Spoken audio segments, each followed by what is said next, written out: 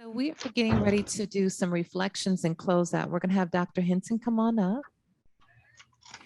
And we are going to do some closeouts, both here inside of the room, as well as with you all on virtual. So if you can join us in the chat, we would love to hear your thoughts, your reflections, your questions, your comments about everything that has pretty much transpired today. Well, I just want to say thank you. A lot of SDC staff here, I want to say thank you because you guys did an outstanding job. Thank you so much. And our commissioners who are here today, I also want to thank you because your leadership is what makes these types of events possible and you encourage us to be honest and faithful to our mission, and I appreciate that.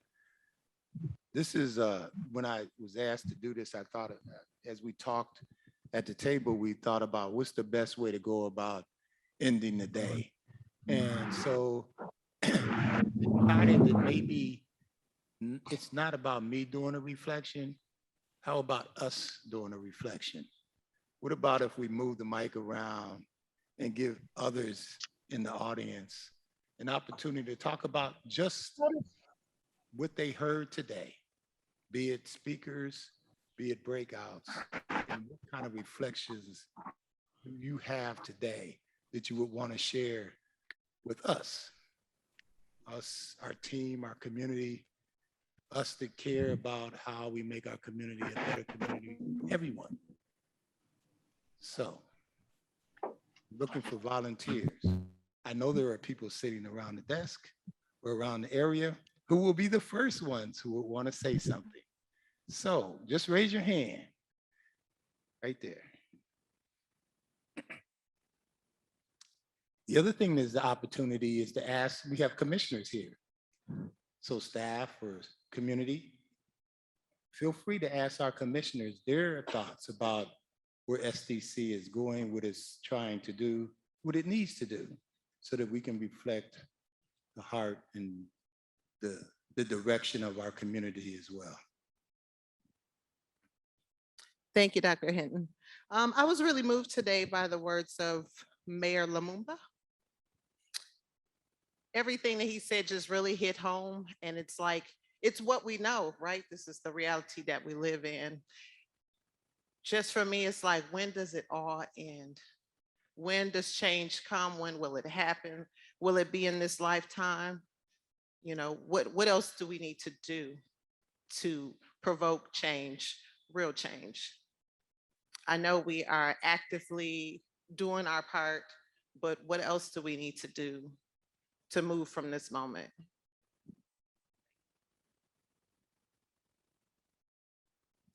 I assume that's a rhetorical question, or was it something for our board chair to respond to? I wasn't looking for I'm not looking for a response. Those are just my thoughts. I know he thanks you for taking him off the hook. Who wants to go next?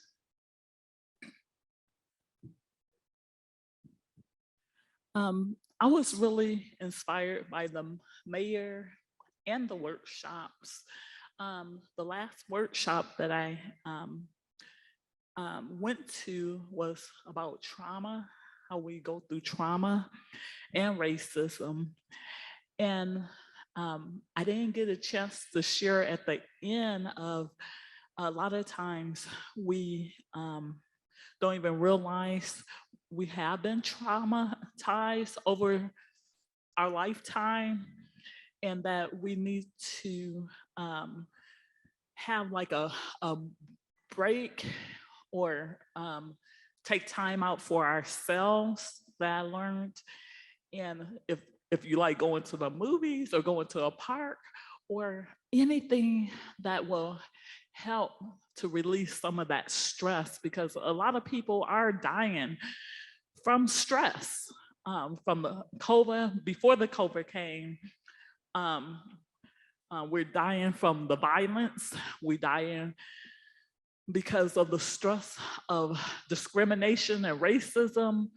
And we need to take time out for ourselves to take a breather and encourage ourselves. So I just wanted to mention that because it's so important. And thank SDC for having this conference and be able to talk about poverty and racism and trauma. Thank you. I'm hopeful that people who were online also might want to give a reflection. And we know that we have people who are ready to speak your voice, even though you're not here.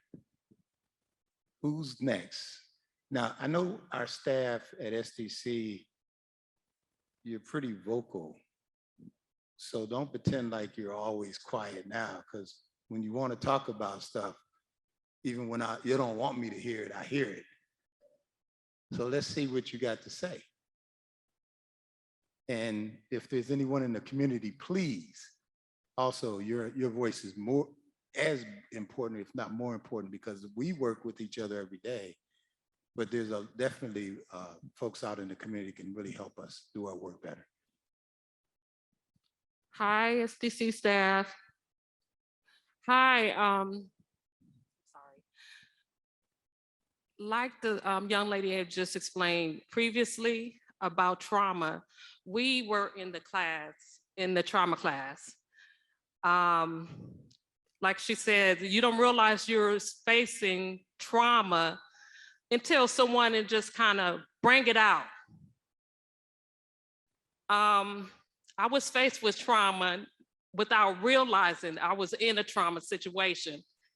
I took it as it was something of the norm, but when someone had basically brought it out, I was shocked myself that I was in a traumatic state, that I was going through a traumatic situation without realizing I was in it. So it takes you as an individual to take time out to try to balance out your life, because it is stressful.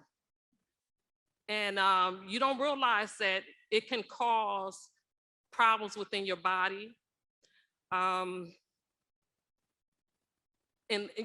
until it is brought out. But that class, it hit home. Very interesting. He really was in detail about when he grew up and how the factors of poverty that caused a traumatic effect within himself, his family. And it was very interesting because we go through that every day, and you don't realize there's a lot of families that are affected by trauma involving poverty. And it's like it takes us as a people to really think about it, to see what we can do to come together as a community, to help each other, to help other individuals that's affected by it. And so I am so appreciative of these workshops. This is my first time, my first summit. And I really like everything that everybody pointed out, even the mayor in Mississippi, everyone else here, the commissioners. I really feel like this summit is going to help every one of us here. And so that's all I got to say. Thank you. Who wants to go next?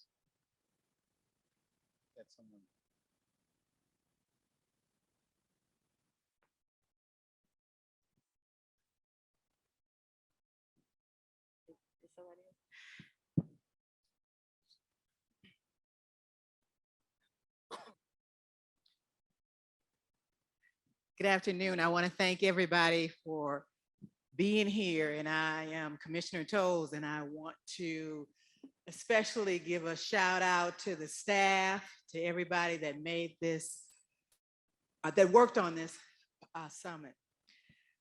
As a commissioner, we are looking at what's happening in the city of Milwaukee, and the level of poverty here.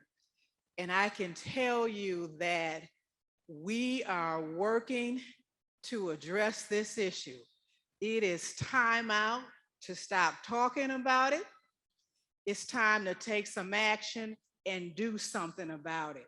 And we are at a place now where I like to say this, we're not only about to rock the boat, but we're getting ready to turn it over, because that's the only way that we can affect some change in this city. Too many of our children are growing up in poverty, and we see the results of what's happening to it. When we look at what's happening in our city, the gun violence, the reckless driving, you name it, we have it. And it's because a number of people, the crime, people are growing up in poverty. And when they grow up, they don't have anything to lose. They not only have nothing to lose, they don't have anything to look forward to. So they will take whatever you and I have worked for. So as a commission, we're at a place, like I said, it's just time where we're going to start calling out some people. Like the mayor talked about earlier, we have to pay attention to who we are putting in office. We can't continue to accept this lip service. I'm going to do this, I'm going to do that, I'm going to do it. No, I want to know what you have done, and I want to see you do something when you're in the office that you have. But that's what we're getting ready to do. We're taking a look at this, and even if we only take one chunk of it, it's kind of like I like to say, used to tell my students, how do you eat an elephant? And they were like, I don't know, their eyes were like, what? You eat an elephant the same way you eat anything else, and that's one bite at a time. We're gonna take a bite out of this poverty in our city and deal with it. So it's time. Reach. There's someone back in the back over here. Yeah, right here. Okay, I just want to make sure. So basically what I want to say is, if you always do what you've always done, you'll always be where you'll always been. Sometimes you have to be odd to be number one. That's just a motto that I live by. And basically what I'm trying to say is, from the workshop that I went to this morning, it was Phyllis and Jerica. They basically let us know change starts within. It's so easy for us to complain and say how things should change, but are we actually doing something to implement that change? So that's what I gather from the workshop earlier this morning. Be proactive. Don't talk about it, be about it.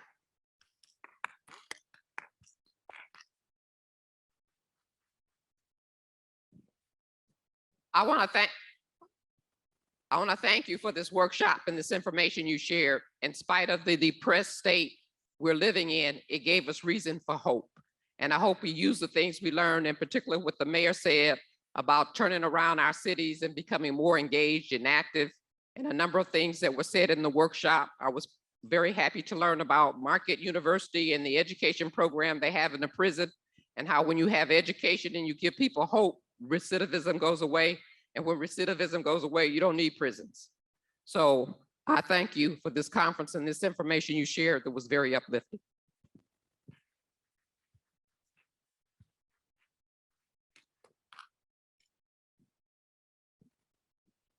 Hey, everybody. So this is one of those things, we have these conversations all the time in our groups inside SDC. We have to remember that, as my hope in when we're putting these workshops together and putting these keynotes together, is that it inspires us in the work we do, that we remember we are those people. Because if I'm speaking honestly, most of us are only at least one generation removed from poverty. So we can't get over and forget where we were and not humanize the people that we deal with. I may work alongside commissioners and with the CEO, but my passion is in the work we do. Because this is not an easy task. This is a real daunting task to do my work and then other duties as assigned. But because I know what actions were catalytic for me to put community first and to put community engagement first and to put teaching our folks how to advocate for themselves first, I realize that every person that does this work at SDC, whether from the front door to facilities, has a visual role that they play in the community. And we have a responsibility to the community to live our mission authentically. So this isn't just a conference for me. It's a learning tool. It was here where I learned about vicarious trauma, how we can be traumatized by listening to other people's traumas constantly. And I'm always thinking about our crisis counselors and the work that you all do and hoping that you are decompressing and finding tools to cope. So, this is bigger than, oh, we put on this cute thing every year. This is really about liberating our minds, because when you think about it, we never, as a culture of people that were oppressed in this country, we never ever got therapy. We ain't had no chance to unpack this. Because of poverty, we have been exhausted with trying to live. So for many of us, that means social workers, all the people that do this work, they don't even realize that they've been impacted. So that's why it's important for us to be present in these workshops and to participate from both sides of the spectrum so we can help ourselves and then so we can be better stewards in the community. Thank you, Ava. You know, one of the things I want to remind us is when we talk about poverty in this country, we're not just talking about people of color. And we're not just talking about African Americans in our history in this country. There are more people living in poverty that are not of color than there are in absolute numbers who are on the system, who are using the system to survive. They're dealing with the same types of trauma. We need to come together, work together in behalf of one another to change some of the systems that's causing too many people in this country to live in poverty. As one of the wealthiest nations on the planet, as someone said earlier, we have more people in prison than anybody else in the world. We have more people in poverty than anyone else in the world. And we're something like double times, maybe even 3 to 4 times wealthier than anybody else in the world. So people as a whole, we need to start asking the question, does that really sound right? Is that what we want to be as a nation? And then ask the question, then what are we going to do about it? And it is not about looking at it and saying, okay, let's help somebody survive till tomorrow. Because while we do that, and we do it very well in this country, well, I won't say we do it very well, but that's our first line of action, is to make sure we give somebody some money so they can survive till tomorrow. But if we don't start reviewing and looking at the systems that create these continuous outcomes and even generational outcomes of poverty, we are not we're not putting a dent in some of the issues that are causing the trauma, the stress, and the hunger, and the disfranchisement of many, many young people. One of the pleasures I have is being the chair of WISCAP, which is all the 16 CAP agencies across the state. And guess what? They don't look like me for the most part. But the discussions we have are the same as we're talking about right now about everyone across the state of Wisconsin. So one of the things I suggest we think about is while we make sure that our politicians are doing what they need to do to help our community, that we don't let politics keep us from doing the things we need to do to help each other. We need to back away from this hostility around politics and ask the question, how do we ensure that all politicians, regardless of where they come from or what they believe in, are doing it in the best interest of the people who live in this country, regardless of who they are and what ethnic background they have. So that's the beginning of my reflection. And I'm really proud of the mayor who came up and really stimulated me. Dr. Grinnell, I'm sure he's not here. He missed this morning's presentation where they talked about economic development and what we need to really have economic development for everyone. Those are the types of things that need to take place. I am so proud that our staff went into the breakouts and came to this is a training opportunity for all of us. It's an opportunity for us to better understand what we do every day. All of us do something different, but we're all working together to do the same thing, and that's to really help our community be better. And for the community, SDC is the community. Please be part of us, talk to us, push us, ask us, join us. Because we are the community, and everybody that works at SDC lives in the community. We are of the community. Any more? Do we have anything online?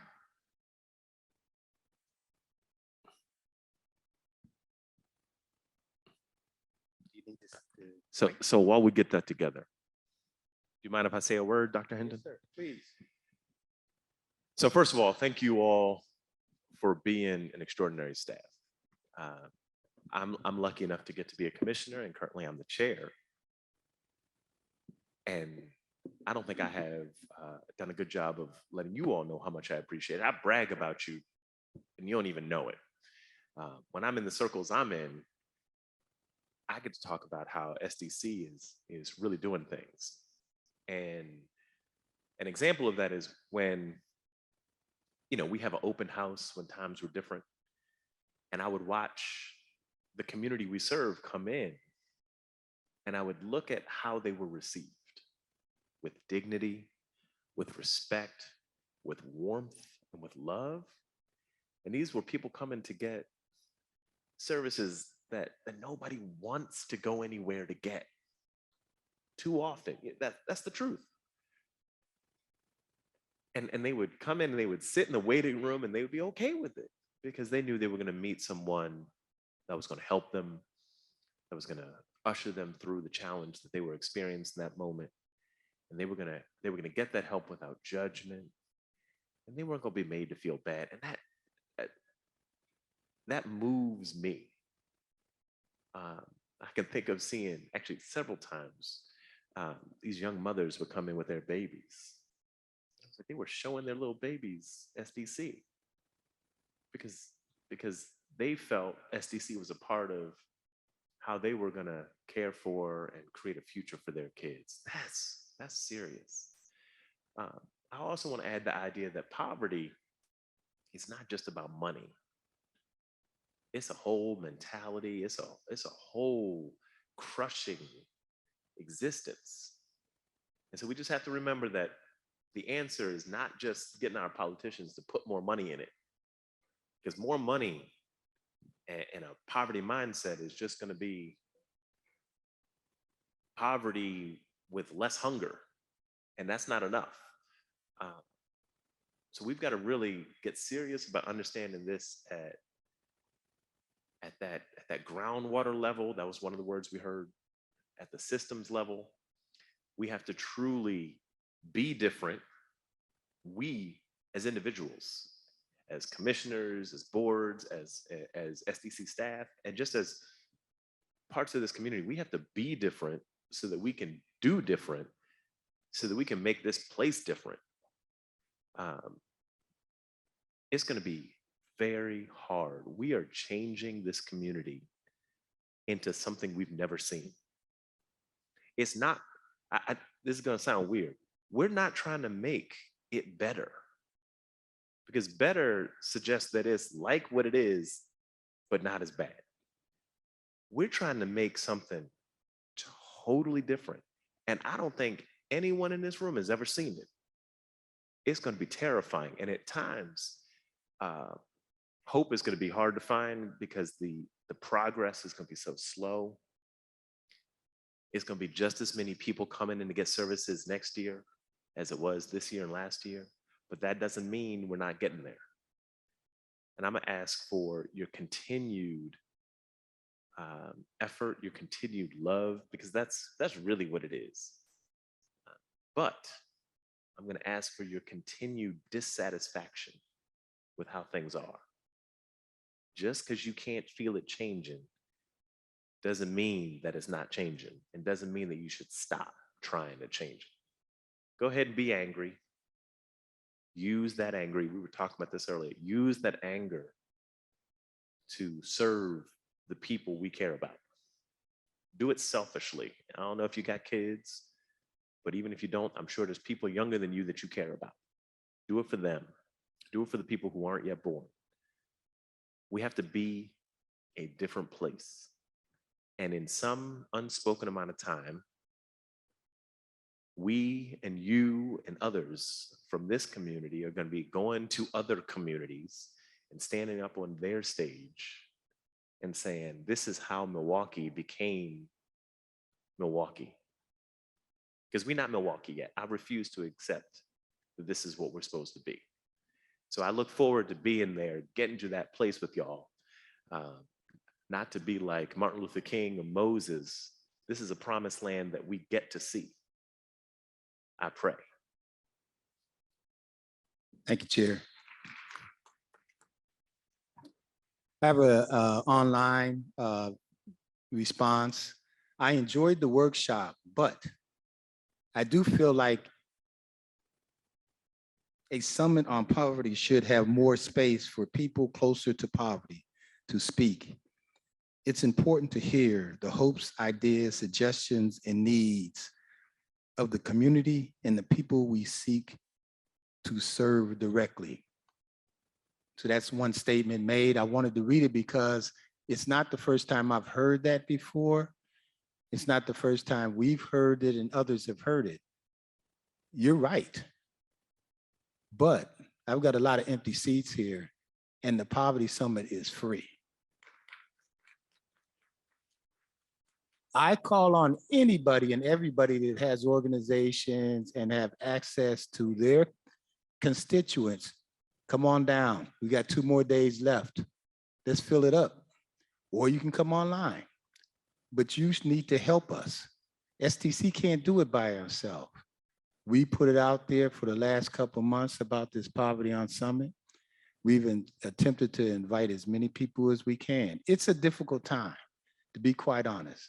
Usually we have about 700 people in this room, but we are working through a pandemic.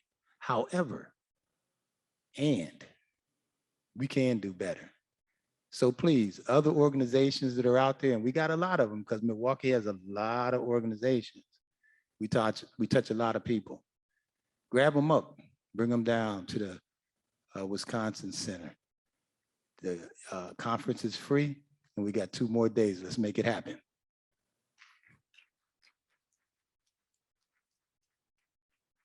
Is that the end?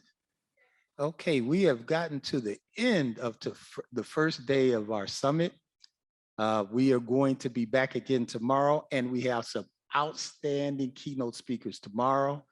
We have some wonderful breakouts again tomorrow. We hope that you all come and see especially the staff who will be here every day. And for those of you who come, when you need to come and can't come, come. We look forward to seeing you. We look forward to serving you, and we look forward to learning with you.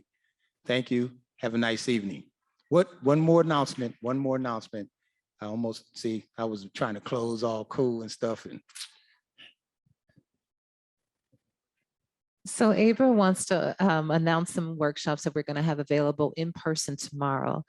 So you will be able to see those. If you are in person with us, you'll get the opportunity to partake in those.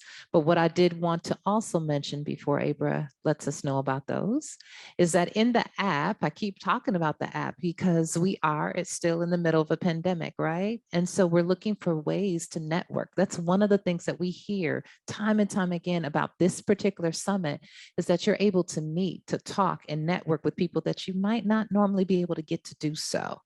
And so that is happening inside of the app. So if you go to the Hoover app now, either on your desktop, if you're watching virtual or on your mobile app, people are literally meeting up in person and virtually. There's some people having lunch tomorrow, having dinner tonight, having breakfast in the morning together. There's another reflection time that some people are gathering together after this is over, I think around 5 o'clock. All of that is inside of the app. So you can still, even in the midst of a pandemic, even if you are in person or virtually, we can still connect. We just got to put a little more effort into it, but we can still connect. We have to use the tools that we have. So I want to encourage you to connect with other people. Say hi on the app to them. Reach out. Have your own virtual meet and greet. You can schedule your own inside of the app, or you can join someone else. So we want to encourage you to do the things that you would normally do in person. We want you to do it through the app if you can. Thank you. Thank you. Hey, everybody. So real quick, we have 2 workshops that have been added for tomorrow. One of them is by one of our Planning Coalition members, Dr. Carl Wesley, and it'll be in room 202C. It's called The Roof is Leaking and We're Investing in Buckets, Deconstructing the Villain Creation Story. That's The Roof is Leaking and We're Investing in Buckets, Deconstructing the Villain Creation Story. That's in room 202C. And then we have Jamal Smith from the City of Milwaukee Office of Violence Prevention. He's laying out the 414 blueprint. Many people ask what the Office of Violence Prevention does and is doing. They have an extensive blueprint that many of us as citizens aren't even aware exist. So we encourage those who are curious to attend one of those workshops. And then we have also Warriz Holt, who is an expert on financial wellness, who is doing a workshop as well tomorrow. Those are both tomorrow. All 3 are tomorrow in the AM in the 200s. So you'll be able to find them just like you find all of the other keynotes. And so I know that some of you are here by shuttle. So we want to make sure that we are keeping our commitment with the shuttle and making sure that we get you there on time. So if Dr. Hinton would, I guess Dr. Hinton released us, correct? We look forward to seeing you bright and early in the morning. Thank you, SDC. Y'all rock, we roll, for real. And thank you to community who attended. Thank you so much.